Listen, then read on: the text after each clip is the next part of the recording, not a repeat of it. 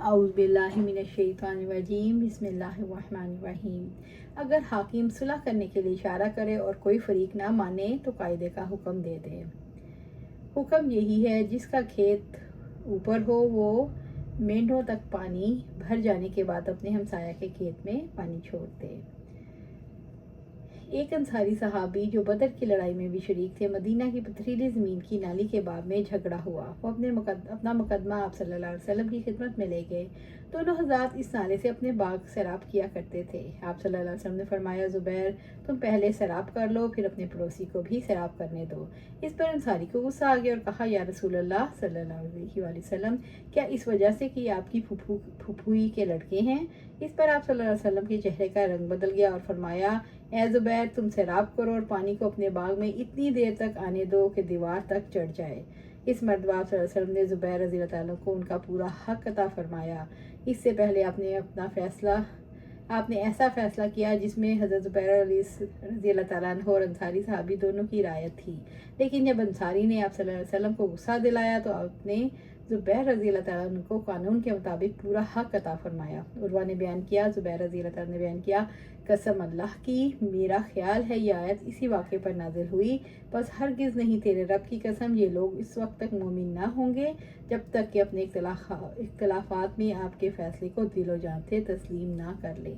قاعدے اور ضابطے کا جہاں تک تعلق ہے، آپ صلی اللہ علیہ وسلم کا ارشاد گرامی زبیر رضی اللہ تعالیٰ عنہ کے حق میں بالکل انصاف پر مبنی تھا، مگر انصاری صحابی کو اس میں رعایت کا پہلو نظر آیا جو صحیح نہ تھا۔ اس پر آیت کریمہ نازل ہو اور بلا چون چرا اطاعت رسول صلی اللہ علیہ وسلم کو ایمان کی بنیاد قرار دیا گیا۔ آیت کریمہ سے ان مقلدین جامدین کا بھی رد ہوتا ہے جو صحیح حدیث پر اپنے ائمہ کے اقوال کو ترجیح دیتے ہیں اور مختلف حیل و بہانوں سے فیصلہ نبی کو ٹال دیتے ہیں۔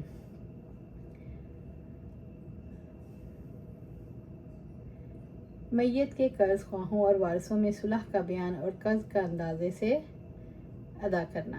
عبداللہ بن عباس رضی اللہ عنہ نے کہا، اگر دو شریک آپس میں یہ ٹھہرا لیں کہ ایک اپنے حصے کو بدل قرض وصول کرے اور دوسرا نقد مال لے لے تو کوئی حرج نہیں۔ اب اگر ایک شریک کا حصہ تلف ہو جائے، مثلا قرضہ ڈوب جائے، تو اپنے شریک سے کچھ نہیں لے سکتا۔ جابر بن عبداللہ رضی اللہ عنہ نے بیان کیا کہ میرے والد جب شہید ہوئے تو ان پر قرض تھا۔ میں نے ان کے قرض خواہوں کے سامنے یہ صورت رکھی کہ قرض کے بدلے میں اس سال کی کھجور کے پھل لے لیں۔ انہوں نے اسے انکار کیا کیونکہ ان کا خیال تھا اس سے قرض پورا نہیں ہو سکے گا۔ نبی صلی اللہ علیہ وسلم کی خدمت میں حاضر ہوا اور آپ صلی اللہ علیہ وسلم سے اس کا ذکر کیا۔ آپ نے فرمایا، جب پھل توڑ کر مرید وہ جگہ جہاں خوش کھجور کرتے تھے جمع کرو تو مجھے خبر دو۔ چنانچہ میں نے آپ صلی اللہ علیہ وسلم کو خبر دی۔ آپ صلی اللہ علیہ وسلم تشریف لائے، ساتھ میں ابوبکر اور عمر رضی اللہ تعالیٰ عنہ بھی تھے۔ آپ وہاں کھجور کے ڈھیر پر بیٹھے اور اس میں برکت کی دعا فرمائی، پھر فرمایا، اب اپنے قرض خواہوں کو بلا لو اور ان کا قرض ادا کرو۔ چنانچہ کوئی شخص ایسا باقی نہ رہا جس کا میرے باپ پر قرض رہا ہو اور میں نے اسے ادا نہ کر دیا ہو۔ پھر بھی وہ 13 وسق کھجور باقی بچ گئی، 7 وسق اجوا میں سے اور 6 وسق لون میں سے، یا 6 وسق اجوا میں سے اور 7 وسق لون میں سے۔ بعد میں آپ صلی اللہ علیہ وسلم مغرب کے وقت جا کر ملا اور آپ صلی اللہ علیہ وسلم سے اس کا ذکر کیا تو ہم سے فرمایا، بکر عمر کے یہاں جا کر انہیں بھی یہ واقعہ بتا دو۔ چنانچہ میں نے انہیں بتایا تو انہوں نے کہا، آپ صلی اللہ علیہ وسلم کو جو کرنا تھا وہ آپ نے کیا، ہمیں جب ہی معلوم ہو گیا تھا کہ ایسا ہی ہوگا۔